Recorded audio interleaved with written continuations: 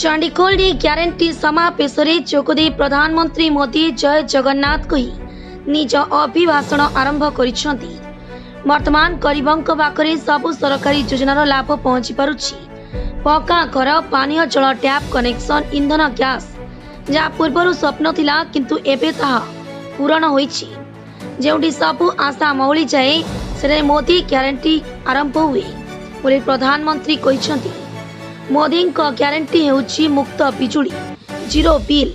एथिପାଇଁ भाजपा सरकार पीएम सूर्य घर योजना आरंभ करिसेंती। प्रति परिवार को 300 यूनिट पर्यंत मागणा विद्युत मिलिब। प्रति परिवार निजर आवश्यकता पूरण करने सह सरकार को विद्युत बिक्री करि परिबे। चाषी भाई मध्य खाली पड़िथिबा जमीरे सोलार पैनल बसाई विद्युत उत्पादन करि परिबे। Bureau report, PMJ news Odisha.